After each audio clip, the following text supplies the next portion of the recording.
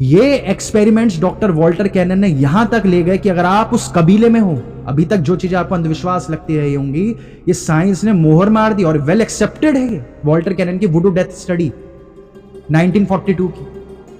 वो उस कबीलों में एक होता है बोनिंग, बोन यानी कि हड्डी दिखा देना। जैसा आपने देखा होगा कि मूवीज में आप देखते हैं कि कोई एक बड़ा सा जादूगर, एक हैरी पॉटर जैसा, अपनी वॉन्ड, अपनी छड़ी सामने वाले के सामने कर देता है कि जा अब तू मर जाएगा, मेरा श्राप है। और अगर किसी के सामने उस कबीले वाले लोग, जो गुरु हैं उस कबीले के, जो टीचर्स हैं, वो ऐसे छड़ी सामने वाले को हड्डी दिखाते हैं, वो तो सामने वाला मर जाता है। सिर्फ वो बोल रहे हैं तू मरा, अब तेरे पे श्राप दे दिया मैंने, तेरे साथ ये होगा, जा। और जो उस कबीले के बड़े एल्डर्स हैं, यानी कि जो उस कबीले के टीचर्स हैं, लीडर्स हैं, गुरु हैं, उनके श्राप से हर कोई मर रहा है। और इसमें हैरानी की बात, कोई एक्सेप्शन भी नहीं आ रहा है। और ये इतनी शर्मनाक बात है कि ये सारी चीजें पिछले 30-40 साल से, या कुछ रिसर्चर्स की कहे तो 50 साल पहले से, जब से रिसेट करी गई ह्यूमन पॉपुलेशन, ह्यूमन रेस को रिसेट करा गया 1950 के बाद से, ऐसा कुछ लोगों का क्लेम है। 1960 के बाद से पूरा इंफॉर्मेशन चेंज कर दी गई है। खैर, इसके पीछे बहुत एक्सट्रीम एविडेंसेस है जिनको आज तक कोई नकार नहीं पाया। जिसने एविडेंसेस पढ़े कि हाँ कुछ हुआ है पिछले 50-60 साल पहले, पूरी ह्यूमन रेस को रिसेट करा गया है।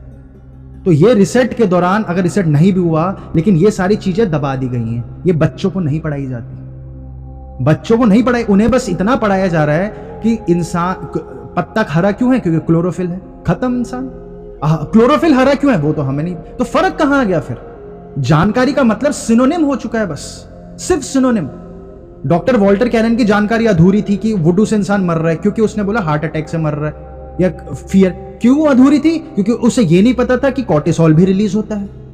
और क्या अधूरा था? उसे यही नहीं पता कि ईईजी स्कैन्स नहीं थे उसके पास। ये कुछ इस प्रकार की बात हो जाएगी कि अगर कोई इंसान मर जाए तो उसके सिर्फ सिनोनिम्स ऐड होते जा रहे हैं आज की जानकारी में, क्योंकि ये अब अनुभव की नॉलेज नहीं रह गई है। ये कैपिटलिज्म की नॉलेज अनुभव की नहीं है, ये सिर्फ किताबी नॉलेज बन चुकी है। किसी को कोई अनुभव नहीं है। आपको ये समझना है कि ये फिनोमिनस, चाहे आप खुद पढ़ें या फिर ये वुडू डेथ के बारे में आप आंख बंद कर ध्यान करें, तो आपको एहसास होगा कि आपकी सारी बीमारियां, सारे तनाव सिर्फ इसलिए तनाव है क्योंकि सामने वाले उस चीज को तनाव मानते हैं। और ये इतना मुश्किल हो जा रहा है लोगों के लिए इससे बाहर आना, क्योंकि आप ये समझे कि कुछ खूबसूरती है कुदरत की, ईश्वर की कुछ खूबसूरती है कि अगर आप बिना सभ्य हुए ये जानकारी आपके अंदर आ गई कि आपका कल्पवृक्ष आपके पास खुल गया। क्योंकि आप ये जानते होंगे कि सतयुग में कल्पवृक्ष थे। क्या होता है कल्पवृक्ष का मतलब? कि सामने वाला तुम्हें अटैक नहीं कर सकता। सामने वाला क्योंकि वो बीमार है तो तुम्हें बीमार नहीं कर सकता। वो जैसे शारीरिक बीमारियां आप लोग देखते होंगे, आप लोगों को लगता ही होगा, देखते क्या होंगे, और ये आपको लिटरेचर मिल जाएगा हजारों लाखों, कि अगर आपको किसी को फ्लू है और आप फ्लू वाले इंसान के साथ खाना खा ले, फ्लू वाले इंसान का झूठा पी ले, आपको लगता होगा बीमार पड़ जाते हो क्योंकि उससे कीटाणु आपके अंदर आ गए। लेकिन आपके जीवन में एक ऐसा समय आएगा कि आपको संभव ही नहीं है फ्लू वाले का झूठा खाने से आपको बीमारी हो जाए। ये संभव नहीं है। इंसान बहुत शक्तिशाली है, वो बस उस कुएं के मेंढक की तरह फंस रखा है। उसे अपना पोटेंशियल नहीं पता, क्योंकि अभी तक वो जो कुछ है वो नाम है, बस अपना नाम, नहीं तो उम्र है जो हर साल बदल जाती है, उम्र नहीं तो अपने माता पिता की औलाद है, और वो शहर में पैदा हुआ एक नागरिक है। वो इससे ज्यादा कुछ जानता ही नहीं। वो एक मांस के टुकड़े से ज्यादा खुद को नहीं जानता। जब आपको ये दिखने लगता है तो आपको, लेकिन एक प्रायर कंडीशन है, सिर्फ तभी दिख पाएगा जब तक सभ्य नहीं हो रहा इंसान। सभ्य का मतलब ये नहीं है कि सड़क में चलती हुई लड़कियों को जो नहीं छेड़ता वो सभ्य है, जो सबको नमस्कार कर रहा है वो सभ्य है। नहीं, सभ्य का मतलब है कि आपके अंदर जलन, ईर्ष्या, क्रोध ये खत्म हो जाए। ये खत्म होते ही आपके अंदर ये समझ आ जाएगी कि सामने वाले आपको बीमार या दुख या कष्ट दे ही नहीं सकते। तब अंदर आपके अंदर एक इन्फिनिटी खुलने लगेगी। वो कल्पवृक्ष का बीज रखा जाएगा आपके अंदर, और वो सारी चीजें जो अभी तक आजकल के बच्चे बोलते हैं अंधविश्वास है, लेकिन वुडू के रिसर्च पेपर्स जब आप पढ़ते हैं तो वो बोलते हैं नहीं, श्राप तो काम करता है। सारा पूरा साइंस कह रही है श्राप काम करता है, एक्सेप्शन भी नहीं है। लेकिन शर्त क्या है? उस कबीले के लोगों पर ही काम करे। श्राप झूठा नहीं था। और सत्संग में बैठना कितना जरूरी है ये आपको समझ आएगा कि जिस प्रकार के लोगों के बीच आप हो वो ही आप बनने लग जाते हो। 99.99 जनता के साथ, प्रतिशत जनता के साथ ये होना ही है। और इसी वजह से सोसाइटी का ढांचा चल पाता है, क्योंकि हम एक दूसरे की देखा देखी कम्युनिटी, एक सपोर्ट सिस्टम क्रिएट कर पाते हैं, एक दूसरे पर डिपेंडेंसी हो पाती है। आपको ये समझना है, रिलैक्सेशन की स्टेट्स पर ये सारी नॉलेज आप खुद अनुभव कर पाओगे, क्योंकि आप ये समझे कि जो मैंने आज आपको ये बताया, या चाहे आप खुद वुडू डेथ की 1942 की रिसर्च पेपर्स पढ़ोगे, वो आपके जीवन का हिस्सा कभी नहीं बनने वाली जब तक आपको खुद से अनुभव नहीं हुए। वो आज तक आप सबने पढ़ा होगा कि ह्यूमंस आर इनफाइनाइट, उसका अर्थ क्या है? जब तक आप खुद फील नहीं करोगे वो कोई अर्थ नहीं है उस चीज का।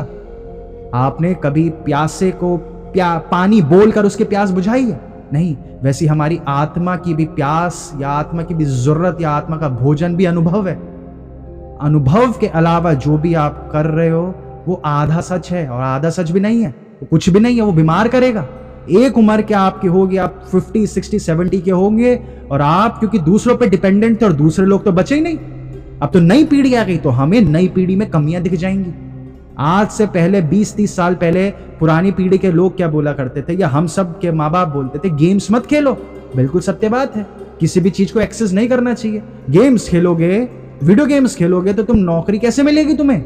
लेकिन आज आप देखोगे जो दुनिया में सबसे अमीर लोग हुए हैं, जो 2-2 साल में करोड़पति बने, वो कौन लोग हैं?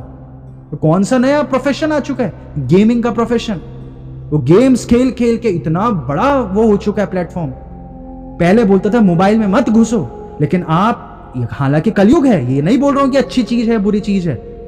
आप ये देखें कि YouTube हमारे देश में, इंडिया में 7 लाख फुल टाइम नौकरियां दे चुका है। ये ऑक्सफोर्ड YouTube की रिपोर्ट आई है, ऑक्सफोर्ड की। और हमारे पूरी दुनिया में सबसे बड़ा एम्प्लॉयर कौन है पूरी दुनिया में? इंडियन रेलवेज, वो 13 लाख नौकरियां देता है। पूरी दुनिया में सबसे बड़ा एम्प्लॉयर है, 13 लाख नौकरियां। और YouTube की सिर्फ इंडिया में 7 लाख नौकरियां। अब जो इंसान हमेशा से एक तरफा हो गया, वो कुदरत के भाव से नहीं गए थे कि मुझे तो मोबाइल नहीं छूना, क्योंकि वो समाज बना रह गया था। वो आत्मा, उसे लगता था कि मोबाइल से कमजोर होगा वो, उसे लगता है मोबाइल उससे ताकतवर है। यही मैं आप लोगों को कहता हूं कि आप सब, हम सबको क्या लग जा रहा है कि हम, समाज हमसे शक्तिशाली है, और ये लगना भी जरूरी है, वरना हम बहुत खतरनाक इंसान बन जाएंगे। इस वजह से इतना विरोध चल रहा है, इतना विरोध चलता है पोर्नोग्राफी का। निश्चित ही पोर्नोग्राफी जो मूवीज है वो इंसान के ब्रेन को एडिक्ट बना सकती हैं, लेकिन आप लोग पोर्नोग्राफी और इन सारी चीजों से बहुत शक्तिशाली होते हो, क्योंकि सब ऐसा बिहेव कर रहे हैं, इसलिए सब ऐसा बिहेव कर रहे हैं, सबके साथ ऐसा हो रहा है। अभी आप ये देखें, 8 दिन तक वो कुछ भोजन पानी नहीं लेंगे, पानी तो लेंगी, भोजन नहीं लेंगी। वो कुछ 8 दिन तक भोजन नहीं लेंगी, दिन में बस एक बार वो कुछ खाती होती हैं। लगातार 8 दिन तक चल रहा है, नवरात्रि में लगातार 9 दिन तक चल रहा है, क्योंकि उस माहौल में लोगों को आदत है। जैसे वुडू का आपने देखा, वैसे नवरात्रि में या फिर चौमासे में बहुत मुनि होते हैं, जैन मुनि होते हैं, वो 3 महीने 4 महीने कुछ नहीं खा रहे हैं, कुछ भी नहीं खा रहे हैं, एक टाइम भी नहीं खाते, वो सिर्फ छाछ का पानी पीते हैं। और ऐसे और रिकॉर्डेड है ये, रिकॉर्डेड है ये। क्या ये सारी जानकारी जो 4 महीने के रिकॉर्डेड हैं, क्या ये साइंस वाले यहां आकर उन्हें क्रॉस चेक करके सबको नहीं बताना चाहिए? वो कभी भी नहीं बताएंगे, कभी भी नहीं बताएंगे। वो तो, हम सब जीवित हैं तो हम अपनी आंखों से देख पा रहे हैं। 4 महीने तक वो इंसान बीमार नहीं पड़ रहा है, और वो इतनी सरल सी लगती है उन मुनियों को या महाराज, जो जैन महाराज होते हैं, कि वो आम जनता को बोलते हैं तुम भी कर लो, 1 महीने तो कर लो कम से कम, और नाम लिख देते हैं। और जब कोई इंसान जो उस माहौल में है वो 1 महीने तक भोजन नहीं करता, ऐसा नहीं कि 1 टाइम करता, नहीं, 1 टाइम भी नहीं, उसे कुछ नहीं हो रहा, सिर्फ छाछ का पानी पीते हैं वो लोग, या कुछ ऐसे, कुछ चने का पानी, कुछ इस प्रकार का कुछ डिटेल्स होती हैं, कुछ भी नहीं हो रहा। तो आप ये समझें कि आप समाज में रह रहे हैं। पेसिमिज्म नोसीबो है, पेसिमिज्म मृत्यु है, पेसिमिज्म बीमारी है। जो मैंने आपको चूहे का शुरुआत में एग्जाम्पल बताया था, वो आपको समझना है, क्योंकि हम किसी चूहे को देखते हैं और हम चूहे को देखते साथ बीमारी से उसे रिलेट करने के लिए इंडोक्ट्रिनेटेड हैं, क्योंकि प्लेग फैल जाता था चूहे से, बहुत पुरान, जब 1918 के आसपास या कभी इस तरह प्लेग फैला था तो दहशत हो गई थी चूहे के, हमारे जेनेटिक्स में घुस गए वो चूहे का दहशत। तो हम किसी चूहे को ऐसे कभी नहीं ओपन आइज से देख पा रहे हैं, हम माइंड होकर ही देख पा रहे हैं। हम ऐसे नहीं देख पा रहे कि चूहा कितना विचित्र है, कितना घबराया हुआ क्यों होता है हमसे। देखते साथ हमें कोई जिज्ञासा नहीं उठती किसी भी चीज को लेकर, जजमेंट उठ जाता है किसी भी चीज को लेकर, किसी भी चीज को लेकर। कॉकरोच को देखकर जजमेंट उठ जाएगा, जजमेंट उठ जाती है कॉकरोच को देखकर, ये तो गंदगी हो गई, बीमार हो गए। जब आप खुद के तर्क से पढ़ने बैठेंगे, सोचने ध्यान करने बैठेंगे, शुद्ध ज्ञान की तरफ जाएंगे, तो आपको समझ आएगा कि कॉकरोच से ज्यादा गंदगी तो जो विम से आप अपने बर्तन रगड़ रहे हो ना, वो केमिकल्स, वो भीषण बीमारी करता है, भीषण बीमारी करता है वो। ऐसा कोई बैक्टीरिया वायरस, हालांकि विज्ञान को अभी समझ नहीं आएगा, क्योंकि विज्ञान क्या कहता है, विज्ञान क्या, यानी फिलहाल मैं एलोपैथी की बात कर रहा हूँ। विज्ञान की बहुत अच्छी चीजें भी हैं, बहुत खराब चीजें भी हैं, क्योंकि जब कोई ऊर्जा आती है उसके पॉजिटिव होना संभव नहीं है, ऊर्जा के साथ नकारात्मकता भी जुड़ेगी। ये इशू यहाँ पे हम सब जो फेस कर पा रहे हैं, जो मैं आपको बोल रहा हूँ, भटकन हो चुके, ध्यान की कमी हो चुकी है, वो ये है कि हम सब विशेषज्ञों में बांट दिया गया है हमें, और ऑन पर्पस विशेषज्ञों में बांटा गया है। अब जिस इंसान को ये वुडू डेथ का पता चला, उसको नहीं पता था कि हिंदुइज्म में ये प्रैक्टिसेस हमेशा से हो रही है, ये मंत्र उच्चारण क्या कर रहे हैं, उसे क्या पता ये सब हो रहा है। उसे क्या पता कि ये संस्कार, ये यम का मतलब क्या है, जो हम यम नियम पढ़ते हैं, योग के 8 अंग में पढ़ते हैं हम, अष्ट अंग यानी कि 8 अंग जो योग के आपने सुने होंगे, उससे पहले यम क्या होता है। अच्छे संस्कार भर दो, ऑप्टिमिज्म भर दो जीवन के प्रति, कि जीवन खूबसूरत है, जो होता है अच्छे के लिए होता है। ये जिसके अंदर भर दिया जा रहा है, तो वो इंसान की तबीयत, कुछ हो ही नहीं रहा है, उस इंसान को कुछ भी नहीं हो रहा है। तो उसको नहीं पता ये सारी चीजें, क्यों हमें स्पेशलाइजेशन की तरफ कर दिया गया। और स्पेशलाइजेशन में खूबियां भी है, आप अच्छे यंत्र बन जाते हो लेकिन मनुष्य नहीं रह पाते। एक अच्छे टूल बन जाओगे, एक एफिशिएंट वर्कर बन जाओगे। इंडस्ट्री को वर्कर चाहिए। तो बहुत फेमस कहानी है गौतम बुद्ध के जीवन से जुड़ी हुई, कि उन्होंने समझाया यही चीज के इस प्रकार से समझाई कि जब विशेषज्ञों को हाथी के आगे रख दिया जाएगा, तो हाथियों को एक विशेषज्ञ उसकी सूंड छुएगा, और उस हाथी की सूंड छू के पूछा जाए उस विशेषज्ञ से ये क्या है, जबकि उस विशेषज्ञ को आंखों के आगे दिख रहा है कि एक जीव है, बहुत विशाल जीव है, लेकिन वो जीव नहीं बोलेगा उसे। कॉमन सेंस मैटर नहीं कर रहा उस विशेषज्ञ का, उसका आत्मज्ञान, आत्मबोध का कोई मैटर ही नहीं कर रहा। वो माइंड स्टार्ट हो जाएगा, तुरंत माइंड स्टार्ट हो जाएगा। वो बोलेगा कि एक पाइप है, एक मोटा सा पाइप है, सूंड पकड़ा दी गई। दूसरे विशेषज्ञ यानी एक्सपर्ट को बोला जाएगा, जिसको सिर्फ एक ही चीज पता है, उसको फिजिक्स पता है, तो उसे बायोलॉजी का कुछ नहीं पता। उसके आंखों के आगे कुछ हो रहा है, वो बोल रहा है मेरे को क्या पता क्या है ये। और दूसरे विशेषज्ञ को उसका हाथी का पैर पकड़ा दिया जाएगा, तो वो बोलेगा ये तो खंबा है कोई, और कुछ नहीं है, ये खंबा है। जीवित है कि मृत है मुझे क्या पता जीवित है कि, मैं तो बायोलॉजिस्ट नहीं हूं, मैं तो डॉक्टर नहीं हूं। जबकि वो महसूस कर सकता है उसको हिलता वक्त, लेकिन उसको अलाउड नहीं है, वरना समाज, वो वेस्टर्न कल्चर उसकी बेइज्जती मारेगा। अगर आप और गहराई वेस्टर्न कल्चर को आप, मैं उम्मीद कर रहा हूं आप नाइवनेस से नहीं देखेंगे, आप समझ पा रहे होंगे मैं एक पर्टिकुलर माइंडसेट को बोल रहा हूं, ह्यूमंस को नहीं बोल रहा हूं। ह्यूमंस नहीं है यहाँ पर, ह्यूमंस आम जनता तो कुछ है ही नहीं। आम जनता तो अपने एलिट्स के ओपिनियंस का नतीजा है और कुछ नहीं है। हम सब अपने एलिट्स के ओपिनियंस हैं बस। एलिट्स को लगता है ऐसा होना चाहिए, तो वो होगा हमारे जीवन के साथ। तो एक विशेषज्ञ को वो खंबा लग जाएगा पैर हाथी के, दूसरे विशेषज्ञ को अगर हाथी का पेट छुआ जाए तो बोलेगा टंकी है कोई, ये हाथी नहीं दिखेगा किसी को, आंखें काड़ी हैं क्योंकि।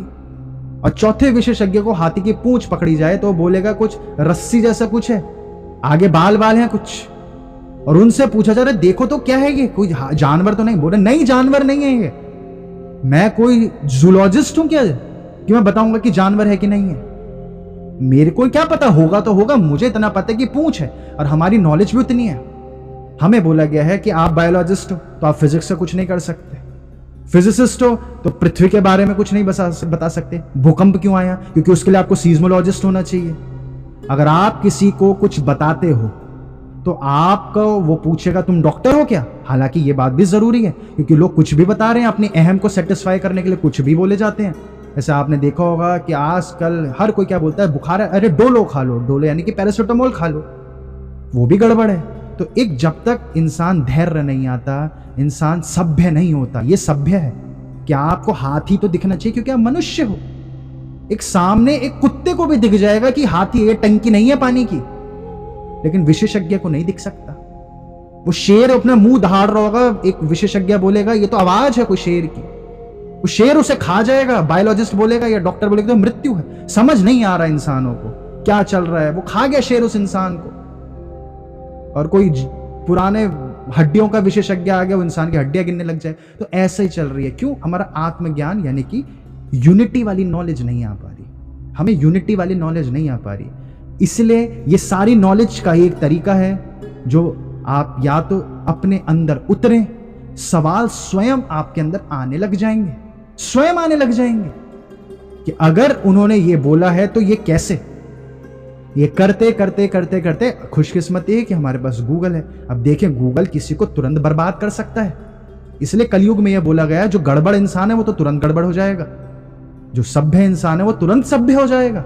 इसलिए इंसानों की उम्र भी 100 साल बताई गई है। 100 साल पूरा समय बोल दिया गया है। इस 100 साल के अंदर अंदर तुम सभ्य हो सकते हो। और शिव ने सूत्र दिया है कि तांत्रिक विधियों से तुम तुरंत सभ्य हो सकते हो। हालांकि तांत्रिक विधियां बहुत गड़बड़ कर दी गई हैं, क्योंकि शिव जो बताना चाह रहे हैं, हमें क्या पता क्या बताना चाह रहे हैं, हम तो उनके इंटरप्रिटेशंस पढ़ गए ना, लेकिन बहुत गड़बड़ कर दी गई हैं। लेकिन तांत्रिक विधियों का अर्थ ये था कि तुम्हें प्लसीबो का जीवन है, तुम्हारा प्लसीबो है तुम जीवन। अब तांत्रिक विधियों में किसी ने बलि चढ़ाना दी गई, प्लसीबो यहां तक जाता है कि अगर आपके ऊपर सर्जरी हुई है किसी बीमारी की, यह आप बहुत महत्वपूर्ण चीज समझे प्लसीबो के ऊपर, और कि अगर आपकी सर्जरी हुई है और वहम वाली सर्जरी, जैसे हमने कई क्लासेस में पहले भी डिस्कस किया है, एक बहुत सक्सेसफुल सर्जरी होती है प्लसीबो से, उसका ट्रीटमेंट हो जाता है। सिर्फ यहां काटा जाता है, कंधे की हड्डी के पास कुछ इश्यूज आ जाते हैं।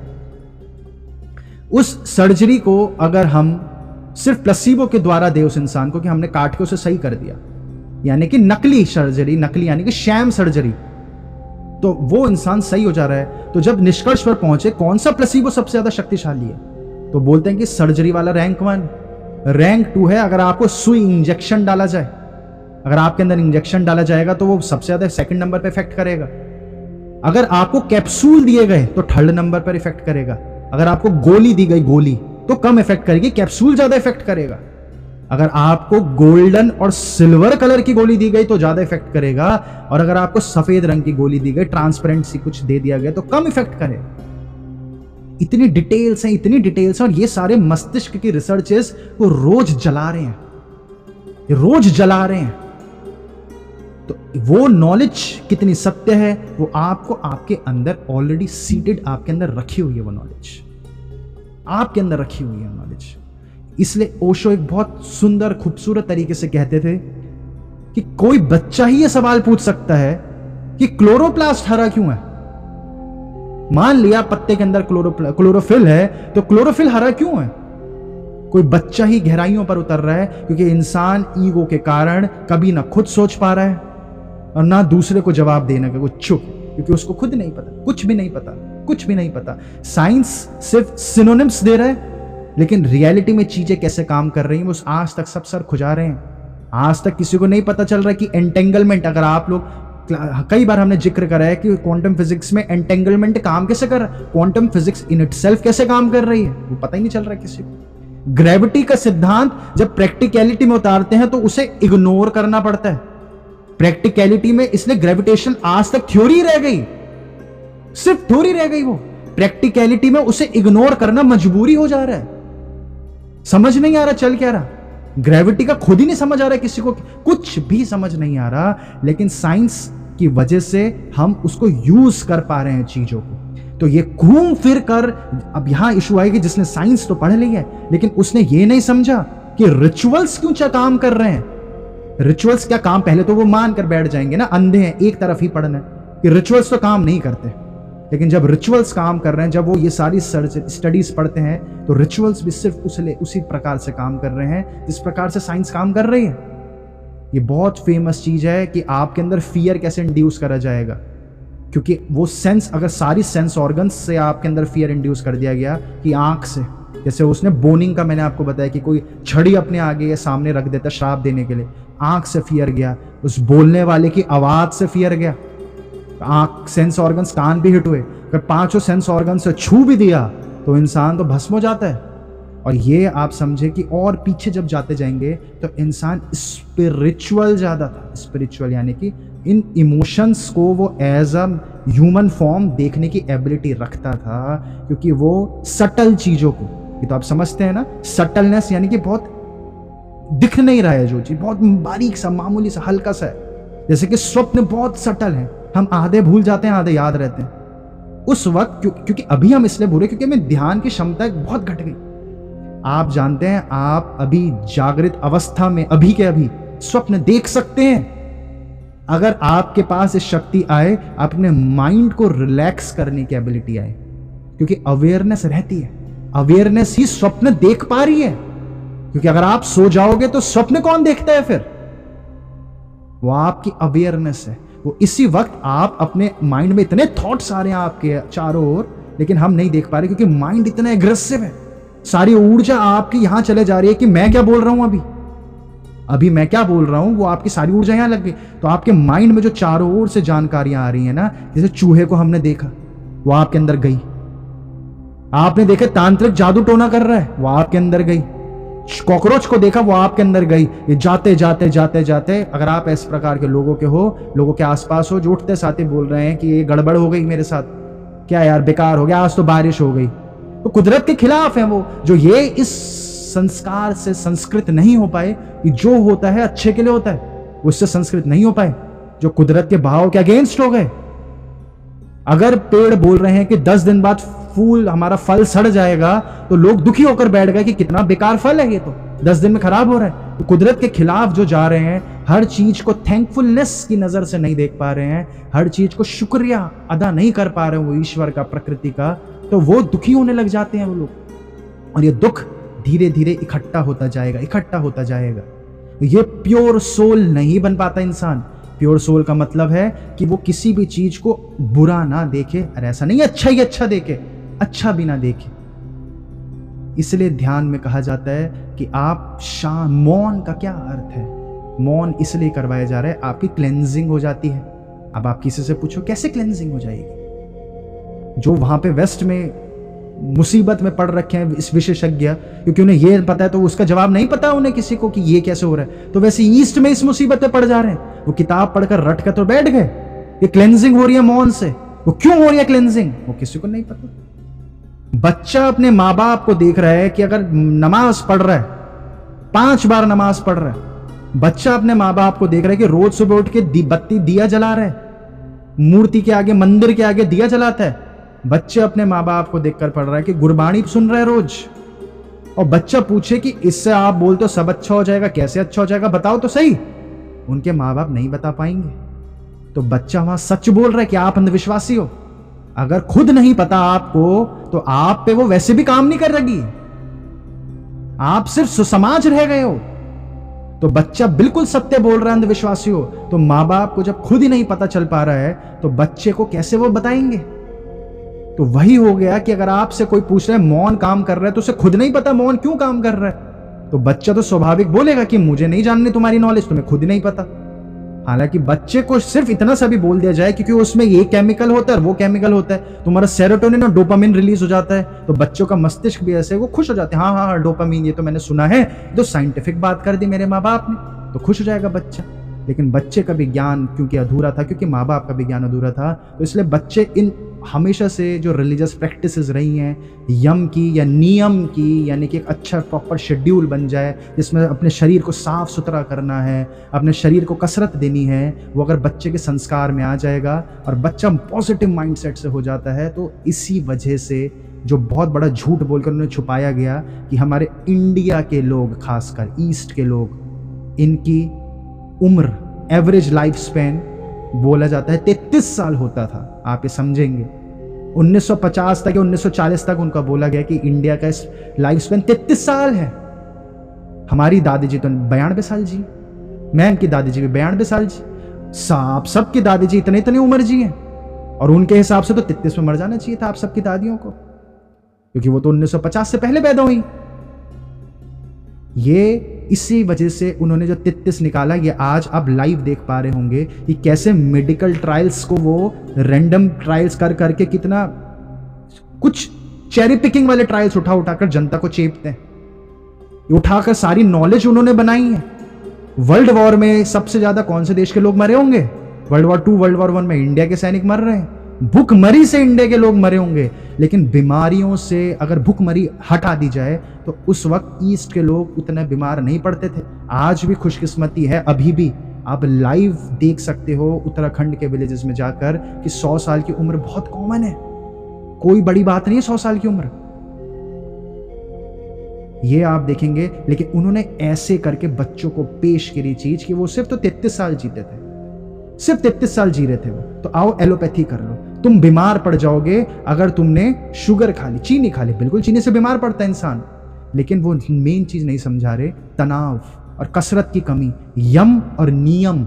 यम यानी कि पॉजिटिविटी, संस्कार, हर चीज के अंदर खूबसूरती देखने की क्षमता, वो कहां है हमारे अंदर। और नियम यानी कि अपने शरीर को रिस्पेक्ट करने की एबिलिटी। आपका शरीर आपको तोहफा मिला है, उसको रिस्पेक्ट करने की एबिलिटी। कितनी शर्मनाक बात है कि अगर हमारा शरीर हमें इंडिकेशंस दे रहा है कि तुम्हारे डार्क सर्कल्स पड़ गए आंखों के नीचे, हम उसे इग्नोर करके कॉफी पी के फिर काम पर चले जाते हैं। किस काम पर जा रहे हैं हम, क्या करेंगे काम करके? अगर हमसे कई बार लोग, आप लोगों में से कई बार पूछते हैं, या मेल्स आते हैं बहुत सारे अलग अलग, हमारे माता जी पर मेल्स आते हैं कि बच्चों की परवरिश कैसे करें। कौन से बच्चे की परवरिश? इंसान खुद की परवरिश नहीं कर पा रहा, खुद का शरीर की यह हालत है। खुद माँ बाप मोबाइल में लगे हुए और बच्चों को बोल रहे हैं तो गेम खेल रहा है। खुद की परवरिश हम नहीं कर रहे, खुद की रिस्पेक्ट नहीं कर रहे। इतना क्लैरिटी में मुंह के आगे सब कुछ पड़ा है, सब कुछ आपके आंखों के आगे पड़ा हुआ है, कहीं दूर नहीं जाना आपको। फिर भी हम वो नहीं कर पाएंगे, क्योंकि इसी को बोल रहे हैं हम अपने से दूर होते जा रहे हैं। अपने से दूर हो गए हम, हमारा खुद पर कोई काबू नहीं रहा, कोई काबू नहीं रहा। प्लेसिबो ट्रायल्स या नोसिबो में 25% लोग ऐसे बीमार पड़ जा रहे हैं, ऐसे ही बीमार पड़ जा रहे हैं, बस कुछ हुआ ही नहीं। आप हर पल अपने अंदर घटित होती हुई चीजें कैसे देख पाएंगे? जब आपके अंदर ये टेक्निक आ जाए ध्यान की। जब हम मेडिटेशंस करते हैं उस वक्त रिलैक्स होते हैं, उस वक्त रिलैक्स होते होते आप अपनी लाइफ के हर पल पर उसे अप्लाई कर पाएंगे। कोई आपको क्रोधी आपके साथ ऐसा व्यवहार कर रहा है, आप रिलैक्स होकर देखेंगे, सोचें कि अगर मैं ऐसा बोलूं, रुक जाएं। बस रुकना बहुत जरूरी है। एक जगह रुक जाएं तो आप क्लैरिटी से देख पाएंगे। तो ये चीजें आपको बहुत जरूरी है समझना कि जब प्लेसिबो वुडू डेथ तक बन रहा है, और वो रिसर्च पेपर्स में खुद ही लिख रहे हैं, 150 के करीब पहले उन्होंने रिसर्च मेटा एनालिसिस करा अलग अलग बीमारियों पे, फिर इतने मतलब 200 300 मेटा रिसर्च पेपर्स के मेटा एनालिसिस का अर्थ आप, मैं उम्मीद करो समझते हैं, यानी कि बहुत सारे रिसर्च पेपर्स को इकट्ठा कर लो और फिर इकट्ठा करके खुद रिसर्च नहीं करनी होती, उन रिसर्च पेपर्स के डेटा का मीनिंग निकालो। हर बार वो इस निष्कर्ष पर पहुंच रहे हैं कि प्लेसिबो बहुत शक्तिशाली है। डॉक्टर विश्वरूप ने भी अपनी कई किताबों में लिखा हुआ है कि अगर आप कीमोथेरेपी कराते हो और कीमोथेरेपी नहीं करवा रहे हो, तो रेफरेंस के साथ उन्होंने रिसर्च पेपर्स के साथ, आर्टिकल्स के साथ दे रखा है, बिगेस्ट रिसर्च पेपर जर्नल्स में छपे हुए, कि अगर आप कीमोथेरेपी कराओगे तभी भी उतना ही जी रहे हो, कीमोथेरेपी नहीं कराओगे तभी भी उतना ही जी रहे हो। हाँ, बस कीमोथेरेपी अगर आपने कराई तो आपकी पेनफुल डेथ होगी, पेनफुल डेथ होगी। कीमोथेरेपी नहीं कराई तो पेनफुल डेथ नहीं होगी, और संभव है क्योंकि हमने तो अपनी आंखों के आगे देखे हैं। अब यहां पर फर्क आएगा कि हमें अपने से अनुभव करना पड़ेगा इन चीजों को, वरना हम भी उस विशेषज्ञ तरह रह जाएंगे जो हमारी आंखों के आगे, क्योंकि हमारी इंडोक्ट्रिनेटेड हैं कि पतली चीज तो पूंछ है तो वो एक रस्सी होगी, तो हमें सिर्फ रस्सी दिखेगी, हमें कनेक्शंस नहीं दिखेंगे।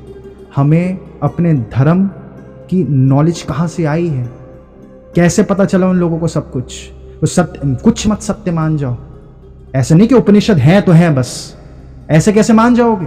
शुरुआत में मजबूरी हमें मानना पड़ेगा, लेकिन एक वक्त आएगा आप उनको भी एक्सपेरिमेंट करो, सब कुछ एक्सपेरिमेंट करो, आपको एहसास होगा, सब कुछ स्वयं ही एहसास हो जाएगा। मेरा कुछ बोलने का कोई फायदा ही नहीं है, क्योंकि जितना मैं बोलूंगा शब्द रियलिटी से आपको दूर ले जाते जाएंगे। स्वाद, अगर आप बोलें कि भोजन से भूख मिटती है, किस प्रकार की मिटती है, ठंडक किस प्रकार की होती है, तो मैं क्या बोलूंगा आपको कि रोंगटे खड़े होते हैं, तो आप ठंडक से तो और दूर चले गए। मैं कैसे बताऊं ठंडक क्या है? रोंगटे तो किसी भी चीज से खड़े हो सकते हैं, वो भय से भी खड़े हो सकते हैं, तो क्या रोंगटे खड़े होना है ठंडक? क्या चीज है ठंडक?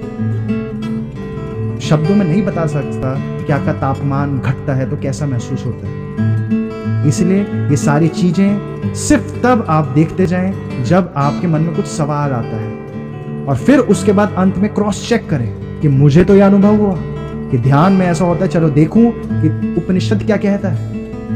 तब जाकर यही एक विधि है, यही एक शक्ति है जो आपके अंदर जग सकती है, और यही एक मंत्र है जो आपने अगर सुबह उठते साथ बोल दिया और रात को सोने से पहले बोल दिया कि सब जो होता है वो बेस्ट है, जो होता है अच्छे के लिए होता है। ये ऐसे मंत्र नहीं बने हैं। मंत्र संस्कृत भाषा में हो जाते हैं तो हमें खतरनाक, बड़े विशाल, शक्तिशाली लग जाते हैं, क्योंकि हमें उनका भी अर्थ नहीं पता होता। मंत्रों का अर्थ आप पढ़ेंगे, उनका अर्थ समझेंगे, वो क्या है, वो यही है। जो माँ काली के बीज मंत्र है, किसी का भी कुछ मंत्र है, वो क्या अर्थ है, वो यही है। वो आपको समझा रहा है। सब कुछ ईश्वर पर छोड़ दो, लेट गो की शक्ति। उठते साथ आप ये बोलें कि सब कुछ बहुत खूबसूरत है, मैं हर एक श्वास को जो मैं अनुभव कर पा रहा हूँ जीते जी, मैं कितना खुशकिस्मत हूँ, कितना खुशकिस्मत हूँ कि जीवन अभी तक मुझे मिला है। समय नहीं गंवाना है मुझे, इसको समझना है, इस जीवन को। तो जब इस पॉजिटिविटी से उठते साथ आप ये बोलेंगे, आपकी लाइफ रूपांतरित होना निश्चित। बीच में जरूर कुछ भटकने आएंगी, क्योंकि हम एडिक्ट हैं, कोकेन के एडिक्ट, वैसे हम अपने बिहेवियर के एडिक्ट हैं। कि अगर वो इंसान कुछ बोलता है तो हमें गुस्सा नहीं आएगा, और दूसरा कुछ बोल दे वही चीज तो हमें क्रोध आएगा। हम अपने बिहेवियर के एडिक्ट हैं, उनसे हम धीरे धीरे बाहर आएंगे। ये दोहराएं अपने अंदर।